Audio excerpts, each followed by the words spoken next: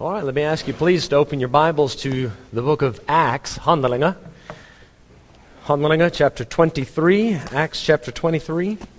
And we are going to continue this morning this series that we started a while back, going through the book of Acts, been preaching chapter by chapter. And definitely not teaching the book. We do that in our Bible school, just been trying to preach to you from this book and get you familiar with it. Let me, before we get too far into this, let me ask you to bow your heads. We're all going to pray together, and then we're going to get right into a recap, and we'll start to read after that. Father, thank you this morning that we're able to be here and sing these songs and praise you from our hearts and from our mouths. Lord, would you please now open our ears? Father, touch our hearts. I pray that you might make your presence known to us, manifest yourself to us this morning. Father, please, we don't want to leave here without having heard from you. Fill me, please, with your Spirit. And Father, might we all hear what the Spirit has to say to the church this morning. We ask it in Jesus' name. Amen. Amen. All right, so just as a quick recap, I haven't done this consecutively, as you know. I haven't gone chapter by chapter every week. I do this just as the Lord leads. But a while back we started in chapter 1, which speaks about Jesus having risen from the dead and teaching the disciples. He goes back to heaven and he tells the disciples to wait in Jerusalem for the coming of the Spirit of God. In chapter 2, the Holy Ghost comes down, the day of Pentecost, as I'm sure you're familiar with. 3,000 are saved and the church is born. For the first part of the book of Acts, Peter is somewhat highlighted. You read about him preaching and multitudes coming to Christ.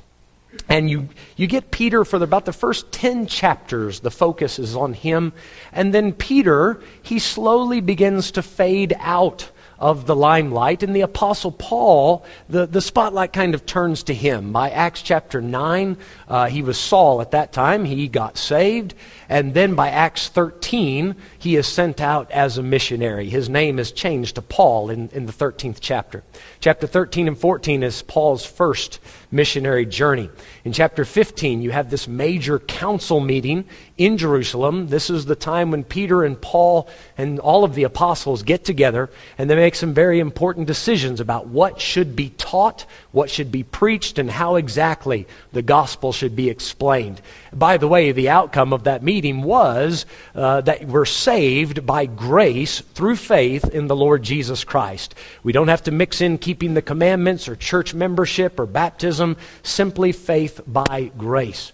Now in the 16th chapter, you have Paul heading out on another missionary journey. So chapter 16, 17, 18, 19, you actually have two different journeys packed into those chapters. By chapter 20, he says farewell to the Ephesian elders, telling them, you guys are never going to see me again. God has opened some doors elsewhere. I am moving on. After a tearful goodbye, we get into Acts 21.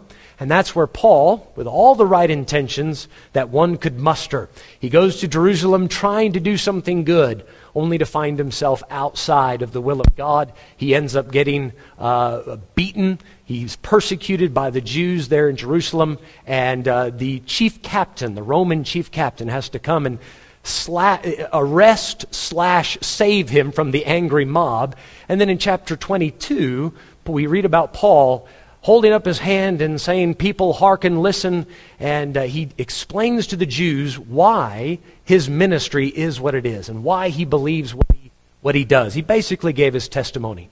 That brings us to chapter 23. So there's three groups you want to have in mind here. You have Paul, if you can call him a group by himself. Then you have the angry Jewish mob, including the Pharisees and Sadducees, which makes up what we call the Sanhedrin, or that's kind of like the parliament for the Jews. And then you have the Romans. You have the soldiers, the chief captain, the centurions. Those are the key figures that you have in this chapter. So the first 9 verses of chapter 23, we're not going to take time to read them all, but you have Paul trying to answer for himself before this Jewish council. The chief captain, this Roman soldier, is standing there listening because he wants to know, why are the Jews so angry at the Apostle Paul? Why would they want to kill this man simply for preaching what he calls a gospel? So he's listening in on this.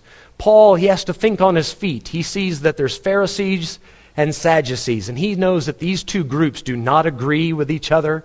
They don't like each other. If you thought that denominational differences was a new thing, brother, sister, just read the Bible. That's been going on for a long time. Paul knows the Sadducees do not believe in a resurrection at all, but the Pharisees do. The Sadducees don't believe in any sorts of ghosts or spirits or anything like that, angels. They don't believe in that. The Pharisees do. So Paul, thinking quick, says, gentlemen, I'm called into question for the hope of the resurrection. He makes a very broad statement. Well, really the problem was he's preaching the resurrection of Christ. But he makes it a very general statement and says the problem is the resurrection, knowing that will split the room. So if you watch Parliament at all you have to do is say the right thing, and then you get one political party arguing with the other. Nothing will get done. That's what happens in the first 9 verses. The Pharisees end up arguing with the Sadducees, and pretty soon everybody's getting all worked up. But their anger quickly turns to Paul, and he's stuck in the middle of it. They're about to tear him to pieces. So, verse number 10. And when there arose a great dissension, the chief captain, fearing lest Paul should have been pulled in pieces of them. Kind of gives you the idea that the Pharisees are tugging on one side and the Sadducees are tugging on the other. They're about to tear this guy in two. Lest Paul should have been pulled in pieces of them, commanded the soldiers to go down and to take him by force from among them and to bring him into the castle. You can only imagine how dejected Paul is feeling. He thought that by going to Jerusalem, he could minister to his kinsmen, his fellow Jews. Boy, did that go drastically wrong. Haven't you ever had a good plan in mind where you were trying to help, and it all just went pear-shaped and everything went wrong? And it just seems to get worse and worse. And Paul stood up and said, listen, let me defend myself. They tried to kill him. Then they put him in front of the council. No, it's the resurrection. They tried to kill him. I mean, it's just getting worse and worse. And now Paul is sitting in this prison cell all alone. Verse 11, what a wonderful verse. The night following, the Lord stood by him. Boy, I hope you can cling to that. I hope you can remember that when you hit the lowest of lows in your life, that is when God can become the most real to you. The Bible says we may boldly say, the Lord is my helper, and I will not fear what man shall do unto me. I'm sure the Apostle Paul had that thought in mind as he was sitting in that prison that night. The Lord stood by him and said, what a strange phrase, be of good cheer, Paul. Everybody's trying to kill you. You have no friends in this world. Now cheer up. Just a strange message, isn't it? But I'll tell you what, I believe this is very consistent with what Jesus said. You remember John 16, verse 33? Jesus said, these things have I spoken unto you, that you might have joy. He said, I want you to be of good cheer. In the world you shall have tribulation, but I have overcome it. He said, in the world you'll have tribulation, but be of good cheer. I've overcome the world. That exact phrase, be of good cheer, that's exactly what he tells to Paul. Very consistent. In the midst of his tribulations, which were promised to him, Jesus says, be of good cheer, Paul, for as thou hast testified of me in Jerusalem, so must thou bear witness also at Rome.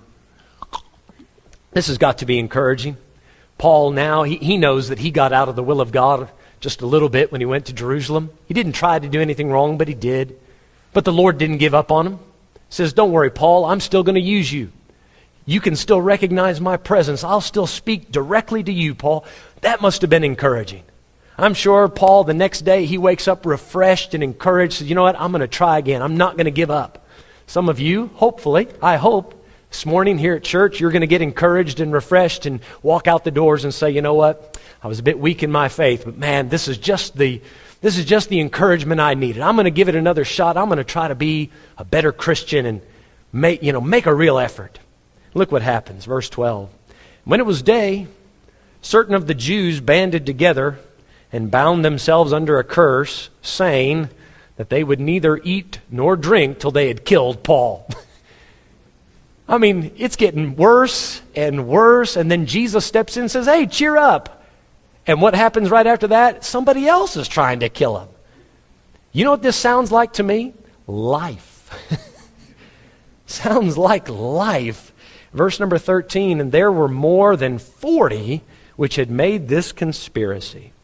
And they came to the chief priest and elders and said, we have bound ourselves under a great curse, that we will eat nothing until we have slain Paul. So now they're working out a deal with the Jewish hierarchy.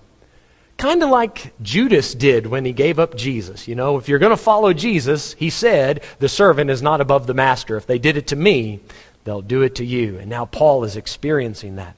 Verse 15, now therefore, ye with the council signify to the chief captain that he bring him down unto you tomorrow, as though ye would inquire something more perfectly concerning him. And we, or ever he come near, are ready to kill him. Nice, behind the doors, under the table, conspiracy plan. Verse 16, and when Paul's sister's son heard of their lying in wait, he went and entered into the castle and told Paul. Now, don't get the wrong idea. Paul's not staying in the guest wing of the castle. The castle has dungeons in it, and that's a prison cell that he was staying in. But we read here, Paul's sister's son. In English, we would say Paul's nephew. That's another way to say it. Now, I've been trying. Ek probeer om 'n bietjie Afrikaans te leer, maar ek is 'n bietjie deur mekaar op hierdie punt. Is it neefie en neegie? Neefie en neegie. Niggie. Niggie and neefie? Yeah, see, now that sounds like you're trying to say niece and nephew. But that's not what you're saying, is it? Why did you guys do that to us? I mean, you guys say, here is my neefie. What is it? Neefie and niggie. That niggie's a problem for me, but anyway. Niggie. Here is my niggie. That's a cousin. Right? That's a female and a male cousin. You have the two words for that. Whereas in English, we just say cousin. It'd be a little awkward. This is my male cousin. Could I not see that beforehand? Why did we have to separate that in Afrikaans to have a male and a female? But help yourself. But it's a little confusing because of the niece and nephew dynamic. So nonetheless, we didn't need to talk about Afrikaans. I just wanted to throw it in there. Verse number 16, this is Paul's sister's son. So this is his nephew, not his neefie, but his nephew. When Paul's sister's son heard of their lying in wait, he goes and he tells Paul about it. Now, I'm going to say that this young man is quite young. I'm going to say between the ages of 6 and 9, if I had to guess. In the Bible, he would be considered a lad, which is a little boy. All right, and you'll see why in just a moment that I'm making my guess around 6 to 9. In verse number 17, then Paul called one of the centurions unto him and said, bring this young man unto the chief captain, for he hath a certain thing to tell him. Verse 18, so he took him and brought him to the chief captain and said, Paul the prisoner called me unto him and prayed me to bring this young man unto thee, who hath something to say unto thee. Then the chief captain took him by the hand. That's the phrase that makes me think he's between the ages of 6 and 9, somewhere in there. If he's a teenager, that would be awkward, wouldn't it? To take the teenager by the hand, here, come here, it doesn't ring right. So I'm going to say he's a smaller boy. So the chief captain took him by the hand and went with him aside privately and asked him, what is it that thou hast to tell me? Verse 20, and he said, the Jews have agreed to desire thee that thou wouldest bring down Paul tomorrow into the council, as though they would inquire somewhat of him more perfectly. Now bear in mind, Luke is writing the book of Acts. I seriously doubt this 6-year-old was that articulate, you know. They desire that Paul would come down to thee. I don't think he waxed eloquent like that, right? But who knows, maybe, but I doubt it. But Luke is simply putting it in a way that would be more understandable for adults. In verse 21, but do not thou yield unto them, the young boy continues. For there lie in wait for him of them more than 40 men, which have bound themselves with an oath that they will neither eat nor drink till they have killed him. And now are they ready, looking for a promise from thee. So the chief captain then let the young man depart, and charged him, "See thou tell no man that thou hast showed these things to me." Now, the reason I've taken time to actually read that passage is, number one, how many people knew that this was in the Bible? This young lad, he's not a very popular character in the Bible, is he? I mean, we got Moses, we got Paul, we got Jonah, and then we got this little boy. I mean, he's just not on the same level when we think about major characters in the Bible. What ends up happening in this chapter, the chief captain organizes over 200 soldiers to take Paul in the middle of the night, sneak him out of this prison, and take him down the road to get him off to Caesar safely. Can you imagine how good God is here? Paul made the mistake. He got himself in trouble, and he ends up with an armed guard protecting him, getting him safely down the road. It shows you how amazing the grace and the patience, the long-suffering of God is with a servant who made a mistake but is really trying to get it right. I want to focus my attention not so much on the first or the last part of this chapter, but I want to focus on this little boy. I want to preach a sermon today called Small Things. Small Things. When we think of the book of Ephesians, Philippians, Colossians, 1 Timothy, 2 Timothy, Titus, the book of Philemon, when you think of Onesimus, everybody knows Brother Onesimus? He's the star, if you will, of the book of Philemon. He met Paul while Paul was in prison, and Paul led Onesimus to Christ. And that's Paul wrote back to Philemon about that. When we think of these books of the Bible and these people getting saved, who's the hero of the story? Well, I mean, obviously Jesus is the one who's being preached about, so he's always going to be the star of these stories. The Apostle Paul, he wrote it. He wrote those books. He's the one that did that work, so major player, he's in the grand scheme of things.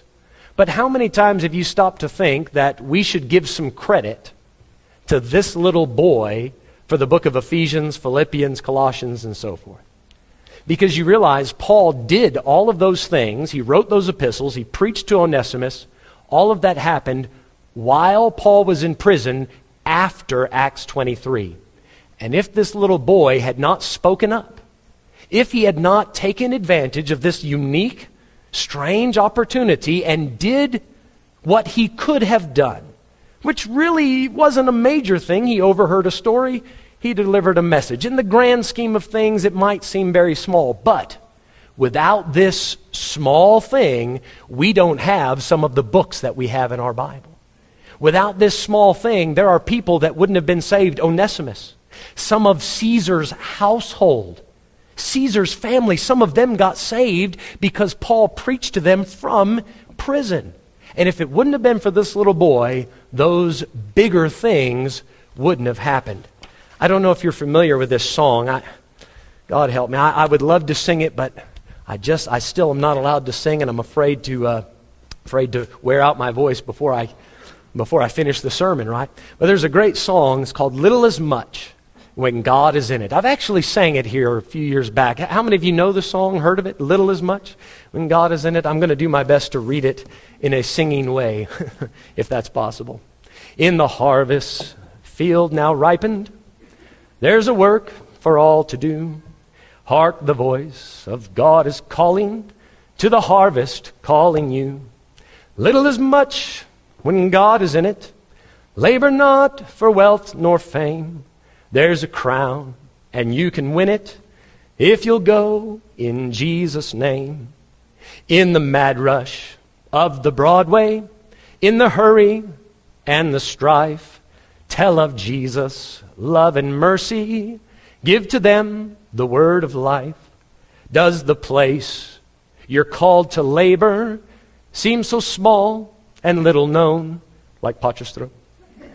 It is great if God is in it, and He'll not forget His own.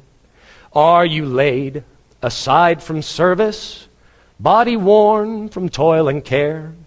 You can still be in the battle, in the sacred place of prayer. When the conflict here is ended, and our race on earth is run, He will say, if we are faithful, welcome home, my child, well done.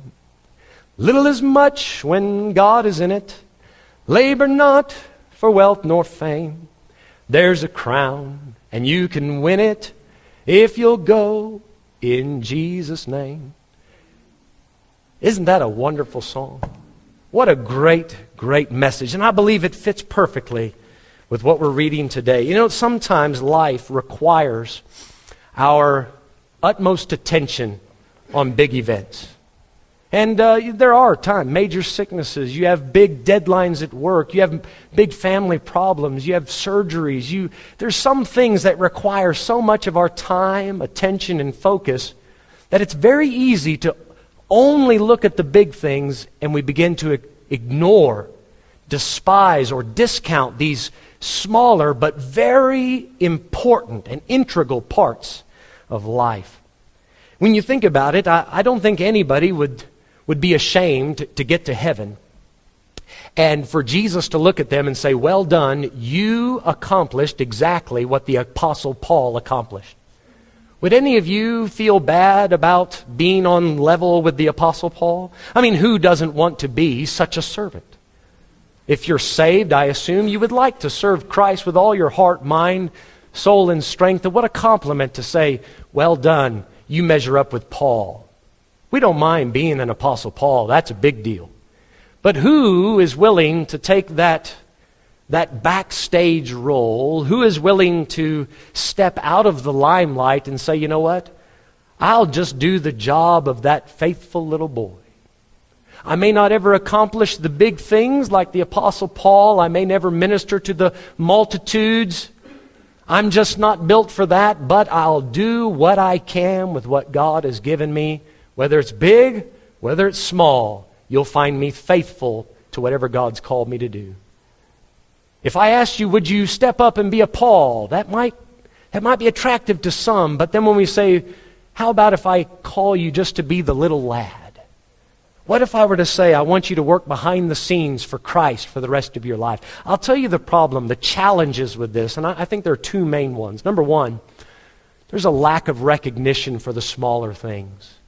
Very rarely will people notice them. If they ever notice them, you probably won't have your name spread all over the headlines of the newspapers or on the internet. Look at what this guy did. He did this small, incredibly benign thing. Look at that. Probably not going to catch headlines. And that's one challenge. And the other challenge is this, that it's very difficult to stay focused on something small because we tend to think if it's small, it's not that important. So we put all of our time and attention on the bigger things and we let the smaller things in life slide. And I want to remind you this morning of how important some of those smaller things can be. Can I ask you to take your Bible to Zechariah, please? Second to last book in the Old Testament, Zechariah chapter 4. I'd like to show you a handful of scriptures today. There's not a whole lot more I can show you out of Acts chapter 23. I mean, the story is pretty plain and simple, which is exactly what this sermon is about, right? It's a small thing. Zechariah chapter 4. As I was praying this morning for this sermon, I got to thinking about some small things that are quite important. Can you imagine? This pulpit is a beautiful pulpit built by one of our members. Can you imagine if I took all the screws out of it? I mean, it's very nice. It stands together, right? What you see is the wood. But how many of you, when you walked in, noticed the little screws holding it together? It's those small things that keep everything together. And I think that works well with this thought here. Zechariah 4, verse number 10. The Bible says, "For who hath despised the day of small things?" What a good question. What a good question. For who hath despised the day of small things? For they shall rejoice and shall see the plummet in the hand of Zerubbabel with those 7. They are the eyes of the Lord which run to and fro through the whole earth. Now, if you're not familiar with the book of Zechariah or this character, Zerubbabel, or a plummet, what's a plummet? This is a building tool that you use to make a straight edge with. So you put it up against a wall, and it's kind of like a plumb bob is the way I know it, but a heavy weight on the end of a string, and then it hangs down and you can get a straight line off that. Zerubbabel, he and one other man, a man named Joshua, who was the high priest at this time, they were in charge of rebuilding the Jewish temple after Israel came back from captivity. You might remember the story how they went into captivity for 70 years. And as they were heading off into captivity, Nebuchadnezzar destroyed Solomon's temple. And now these men, they were in charge of rebuilding it. But when they rebuilt it, it was much smaller. It was much less impressive than Solomon's temple. If you've read your Bible and you've read about Solomon's temple, my goodness, what a structure. It outdoes anything in this world today. God's allowed me to be in several different countries, and I've seen some sites, but I've never seen anything like you have described in there. Solomon, when he built the temple, when you went into the holiest place of all, the whole thing is covered in gold. All the walls, the ceiling, the whole thing. Have you ever been in a room made of gold? I've never been in a room made of gold. That's tremendous. And now they're rebuilding this second temple. And it is much smaller, much less impressive. And a lot of the Jews were getting discouraged. Even Zerubbabel, saying, what's the point? This is so much inferior and less than what our forefathers did. We're not accomplishing this great, massive feat like Solomon did. Why should we even continue? And they were comparing themselves among themselves, which Paul tells us is not a wise thing to do. Now, Zechariah, he was one of the prophets that God used to encourage Zerubbabel, but there was one other man that was preaching alongside Zechariah, and it was his buddy Haggai. So come back one book back to the book of Haggai, chapter 2. These two men were preaching buddies, if you will, encouraging the Jews at that time. So Haggai chapter 2 and verse 1. Haggai 2 and verse 1. He says, in the 7th month, in the 21st day of the month, came the word of the Lord by the prophet Haggai, saying, speak now to Zerubbabel, the son of Shealtiel, governor of Judah, and to Joshua, the son of Josedech, the high priest, and to the residue of the people, saying, verse 3, who is left among you that saw this house, that's the temple, that saw this house in her first glory? And how do you see it now? Is it not in your eyes in comparison of it as nothing? He says, you guys, when you look at this temple and you compare it with the one that used to stand here, doesn't this one seem like nothing? It seems almost useless. And why did we put all this time and effort into this? What did the Lord have to say about their effort? Did he say, now because it's inferior and not as good as what your forefathers did, I have no use for it.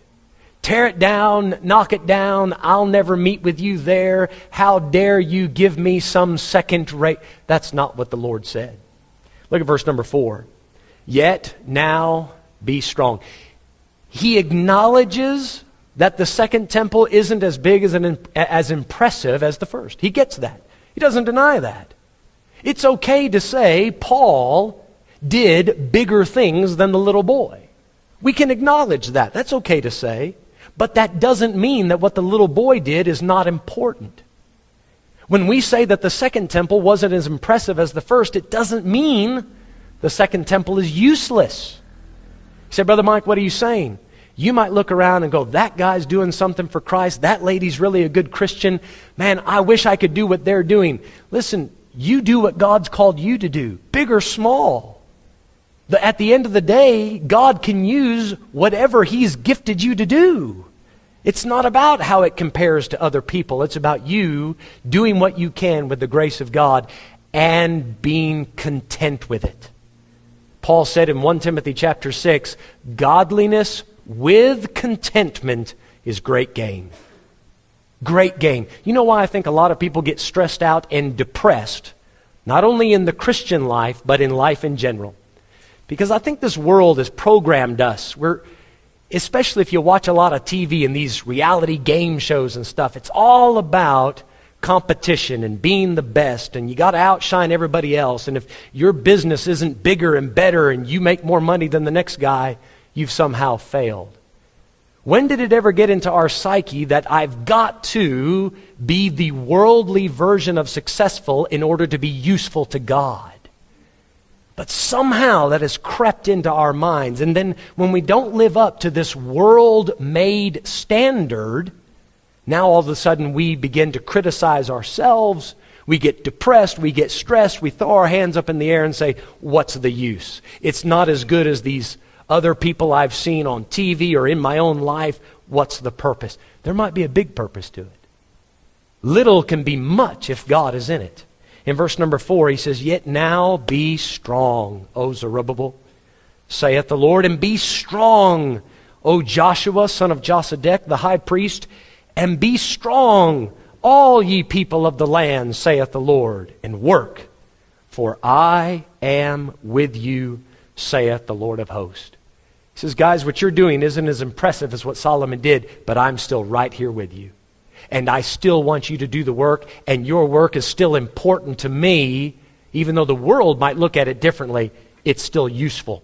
Verse number 5, according to the word that I covenanted with you when you came out of Egypt, so my spirit remaineth among you, fear ye not. They were afraid that because their work was inferior to Solomon's, that it somehow wouldn't be acceptable to God. God is putting their heart at ease. You may not be doing what the generations of yesteryear did, but you can still be making a difference for God. Let your heart be at rest. Calm down. Don't stress out about it. You just keep working and enjoy the presence of God. I want to ask you to come to Isaiah, please. Isaiah chapter 43.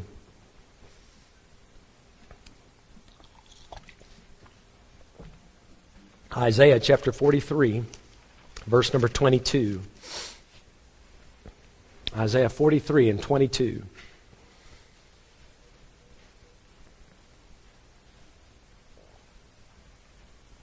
Now the prophet Isaiah is preaching to a very, very backslidden nation. This is not the same time as Zechariah. Isaiah is preaching before they went into captivity. All right, so he's about 100 years before the captivity. And in verse 22, he says, But thou hast not called upon me, O Jacob. This is the Lord speaking to them. But thou hast been weary of me, O Israel. If I can put that in other more updated language, what he's saying is you're getting tired of me. So you folks, you keep coming to the temple, you keep bringing your offerings, but you're tired of doing it. You're getting burnt out. You're getting worn out, and you're fed up with all this religious stuff.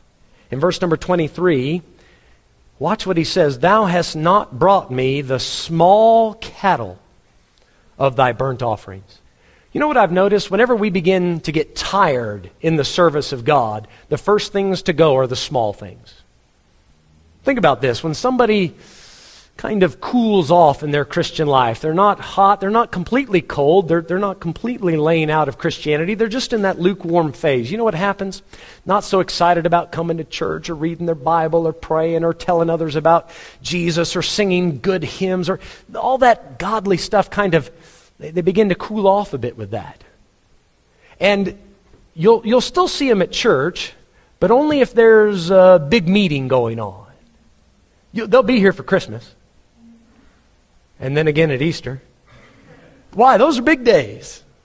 I mean, joy to the world, the Lord is born. Right? I mean, we got to go to church on that day. That's a big day. That's a what day? It's a big day. That's a big one. And then there's the Easter one. I mean, Jesus rose from the dead. That's a big day. How can we lay out? But that's a big one. But February the 8th is, who cares? September the 17th, who cares? I'm sorry, if that's your birthday, I'm sorry. I'm just trying to grab it any day, right? But you see, there's other days, we count those maybe as smaller days. And, okay, yes, if I'm going through a major problem in my life, then I'll crack my Bible open and read through it and try to find some answers.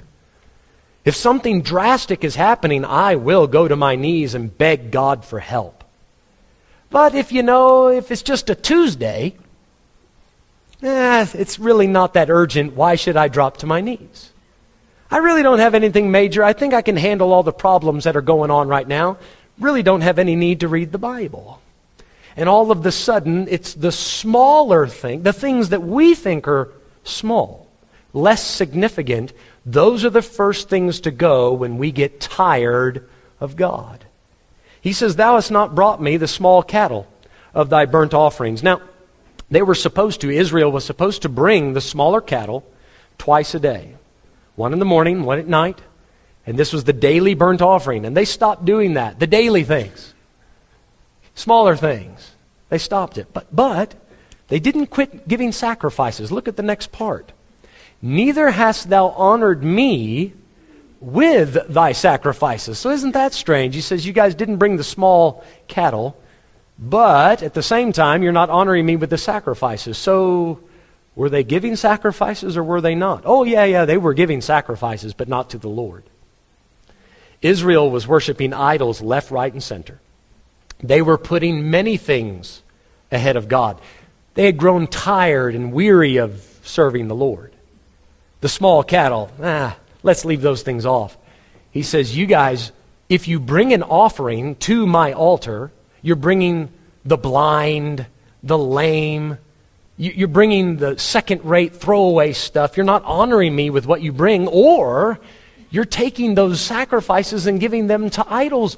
You're still willing to carve out a chunk of your schedule and devote it to something. You're just not devoting it to the Lord.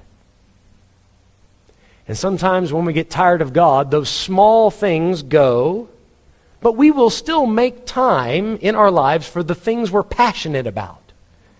Whether it be the job or school or money or a relation, whatever it might be, a sport, a hobby, whatever it is, we will make time for the things that excite us, the things that we're passionate about.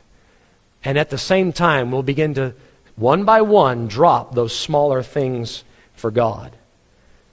I think there's something to learn here. There's a great lesson to be learned from this, not to despise the day of small things. You may think that it's just a small screw holding everything together, but wow, how important that little piece of the puzzle can be. You have no idea what a major difference you can make in such a small thing. I want to tell you about a few small things that have happened in my life. Small. You would never know it if I didn't tell you about it. I don't speak of these things much because they're small. When I was traveling around in America, getting ready to come here, I'd yet to live in Africa. I was visiting various churches. I went to a small church in a place called Tecumseh, Michigan. Anybody heard of Tecumseh, Michigan? Why would you? It's a small place. And I was in Tecumseh, visiting a church on a Wednesday night. Now, generally, Wednesday night services in America are smaller. Even a church of 200 can have 10 people on a Wednesday night. They're just somehow smaller. This was a small church already. 4 members. Hey, but praise God, 100% of them came that Wednesday night. The pastor and his family, they were all there. It was wonderful. And one of the people there was an old Tommy, I would guess in her 70s. And I'll be honest with you, God forgive me, I cannot even remember her name. I only met her I talked to her for all of 10 minutes maybe. She heard me preach that night. Listen, preaching to 4 people is a lot more challenging than you might think. After I got done, that Tani sat down with me and we began to talk just for a short time. And at the end of that, she said, Brother Mike, I want to help you as you go to Africa. Now, I had just started as a missionary. I hadn't even been here yet. No ministry here. She said, I want to help you, but I'm on a fixed income. So I don't have a lot of money.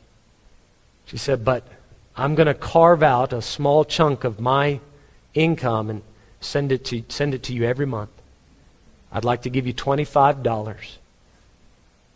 And that lady, for the next several years, every month, $25 out of a fixed income. Mom, you might know, I don't know. I don't think she's still with us. I think she passed on. But that church still sends $25. You say, Brother Mike, what's the big deal with that? I mean, it's $25. You could probably find that from a lot of places. Yeah, but it was the fact that this Tani had to make a sacrifice on a fixed income to do it. And yes, it's only $25, but that $25 offering, it's not really the money that touched my heart. It was the fact that she's willing to make that sacrifice, which to other people might seem small, to her seemed quite large. You have no idea how many times when I felt like quitting, even in the early days, I thought, why continue to drive all around America and take up 2 years of my life just to get to Africa. I don't even know if it's going to work when I get to Africa. And the thought of that lady saying, I'm going to support you. I believe in what you're doing. I believe God has called you. That one incident has encouraged me over and over again. Other people might look at it and say it's small. I don't know. In the eyes of God, I think little is much when God is in it. Years ago, after I got started in Malawi, I really did in the back of my mind. And Mwai is here this morning. He's from Malawi. Brother, I mean no offense by this, but for the first couple of years, I really wondered how many of the Malawians were coming to our church simply because there's the missionary that might be able to give them money or food or clothing. It was in the back of my mind. It was. One day, somebody did something that changed all of that. The man I first trained as a pastor there, Brother Ashbad Wuntali, Brother Ashbad, I don't know what the occasion was. It might have been my birthday or something. Whatever it was, Ashbad came to me one day and he handed me a bottle of Fanta. I'm sorry, Fanta. Do you say Fanta? Fanta.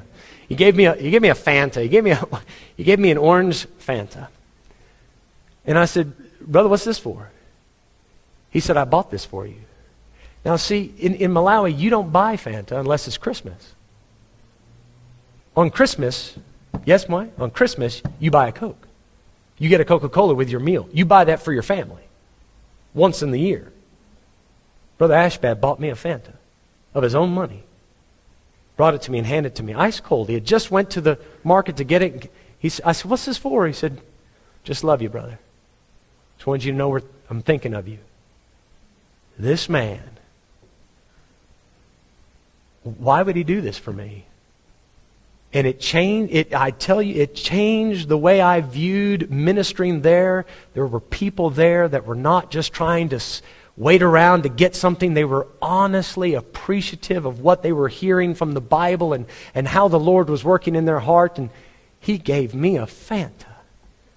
And I've never forgotten it. You say, that's small. Yeah, made a big difference in my life. Made a big difference. I'm not going to put anybody on the spot this morning. Did you know that there are people that come to this school on a regular basis, most of the time on a Saturday afternoon or a Saturday evening, to clean the toilets from our church? They've never once asked for anything. They spend their own money to buy all the equipment to do it. They didn't even ask me. They just did it. Rebellious. They just did it. Never once asked for recognition, hence I'm not going to announce who it is. But did you know that makes a difference? Rather than walking into a toilet and going, oh, my soul, what's the smell? What's the sight? Oh, that's horrible. Because it is. It's bad. Small thing they could do.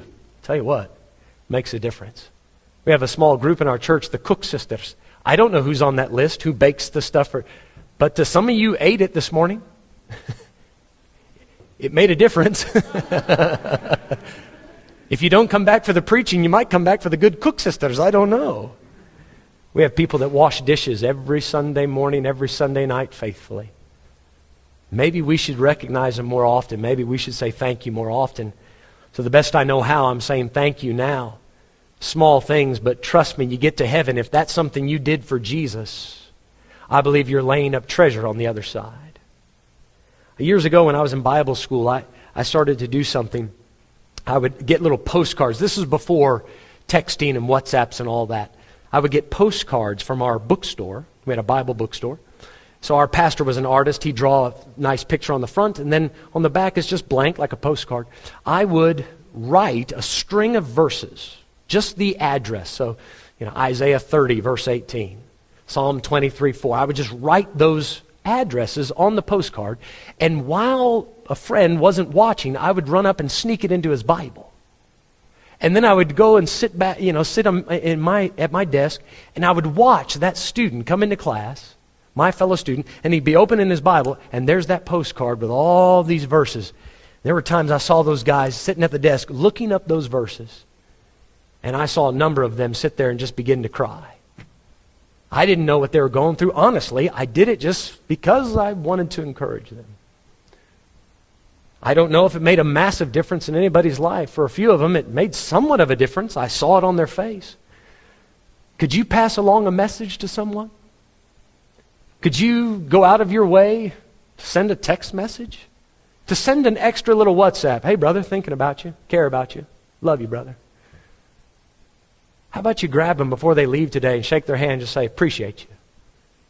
Glad you're here. You're an encouragement to me. You say, that just take 2 seconds. What a small thing. That might make a big difference. There's a lady in our church, and again, I'm not going to say the name, but what a massive difference this made. As we're singing, we used to have a marching choir. We would march through the streets of the CBD and sing, and this Tani was going out with us. She wasn't much of a singer, but boy, she liked to pass out the tracts. And she went into a shop there on the CBD on Vandalan, which isn't safe, right? If I were to advise her, I'd say never do it again, but she did it. She went into the shop, handed a tract to a Muslim, and that Muslim wouldn't speak to her because in Islam, Muslim men are not allowed to speak to women in that way. So he said, I can't talk with you, but call Pastor Mike and I'll talk with him. So she came and got me, went and talked to him. From that conversation, he got in touch with Yusuf, which organized the debate that I had with him, which has now turned into 5 debates, plus a different Muslim debate from Kenya, and the book that we now sell, 101 Contradictions, the answers to that. That book was written as a result of one gospel tract by one Tani that really no one would have known about. But all these other things, do you know how many of those contradictions books have been put into the hands of Muslims? Over 200 Muslims have received that book now. And hundreds of other Muslims have heard the gospel and heard various things in the Bible explained. You say, oh, Brother Mike, you're the hero of it. Nonsense, it's that Tani.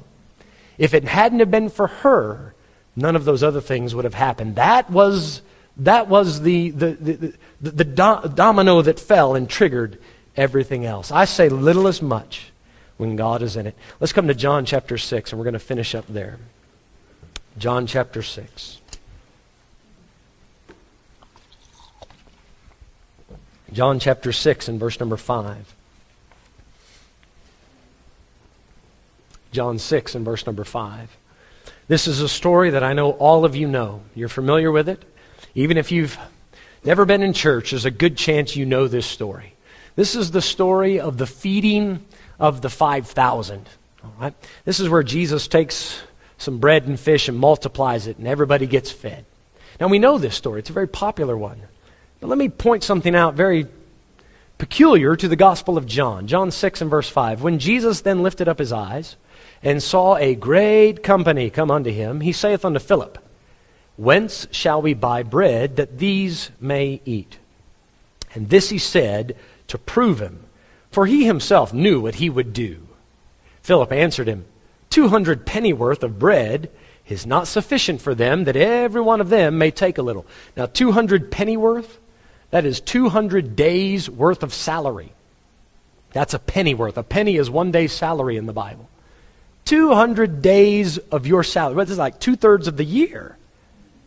That's a decent amount of money. He says, Jesus, 2/3 of our yearly salary isn't enough to feed all these people. And now you want us to make a plan? We can't do that. Verse number 8, one of his disciples, Andrew, Simon Peter's brother, saith unto him, There is a lad here.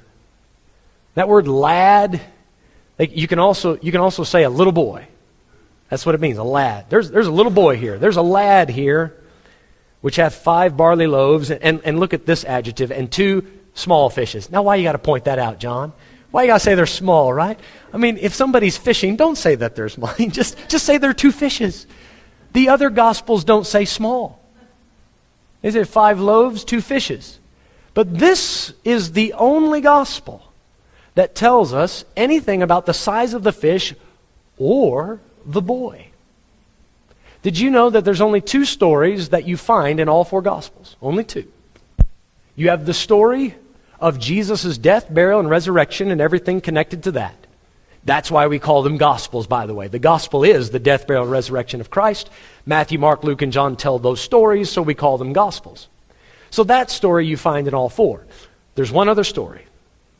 Jesus did a multitude of miracles, yes? Some you read in Luke, some in John, Matthew, Mark. There's only one miracle you find in all four outside of the gospel, and that is the feeding of the 5,000.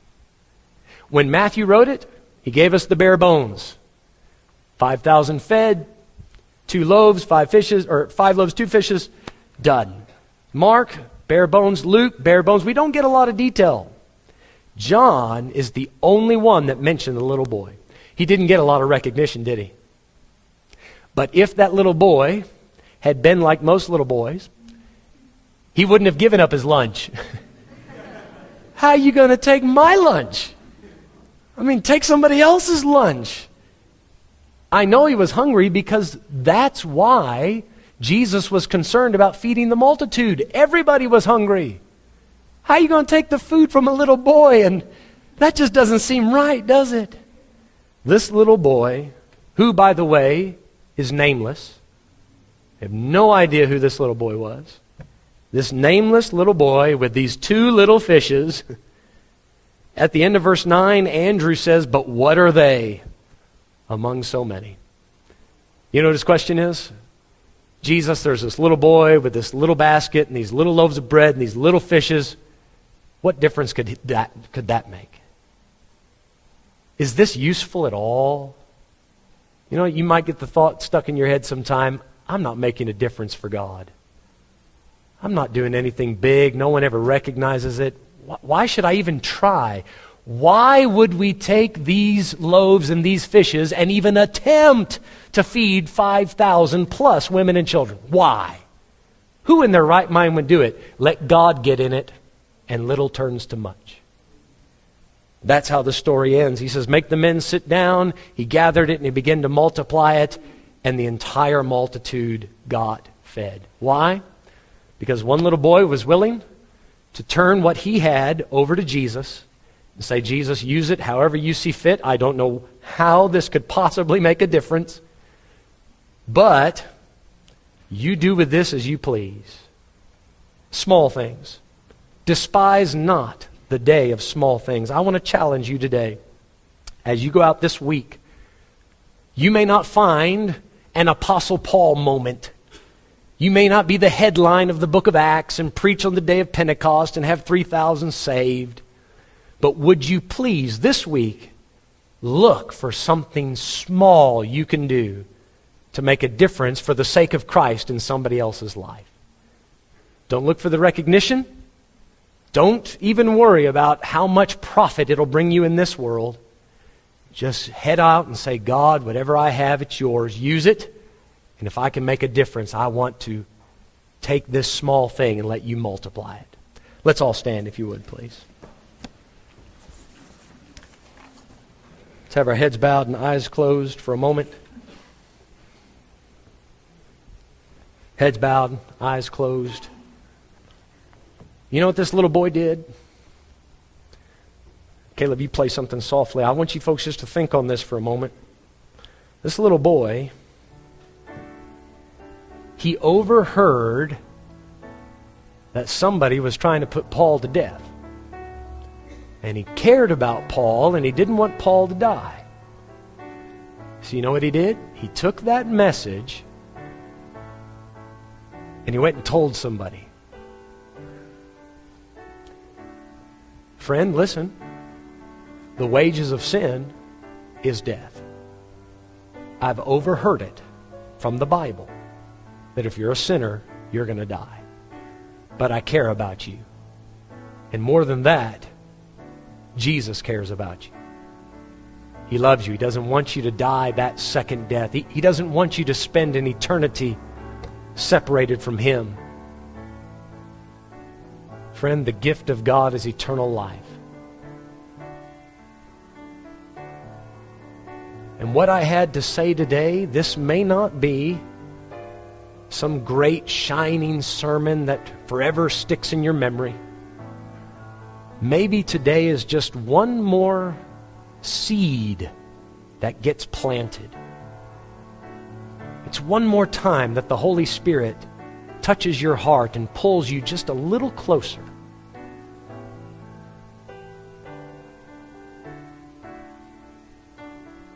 If you're here today and you've never understood what it means to be saved. In just a moment, we're going to pray. I want to invite you to find me privately after the service. If you have questions, say, Pastor, I'm kind of new to this. I'm not really sure what you mean by saved. Friend, the Bible says there's none other name under heaven given among men whereby we must be saved. It's incredibly important that you understand that. For those of you that are saved, would you please challenge yourself this week? Make yourself available. God, I may not do something big, it may not get recognized, but I want to do what I can, small as it may be. I don't want to despise those small things in my life, those daily sacrifices that we need to make for Christ. They make a difference. They hold everything together. Father, thank you this morning for reminding all of us that these small things do make a difference. Father, it's so easy to get discouraged. It is, Lord. I've been there so many times. Father, I pray that you'd please encourage our people here today. It's so tempting to point them out, Lord, because I know they really do put in a lot of effort. They do what they can. Father, would you please encourage them? Would you whisper in their heart today, yet now be strong, work, for I am with you. That's what you told those Israelites. Would you tell your people that here today? And Father, as we close, if there's anyone here not saved, please touch their heart, God, please. I pray that they would not delay, but that they would come to Christ sooner rather than later. Thank you for your help this morning, and Lord, would you please see us safely on to the baptism site and bless that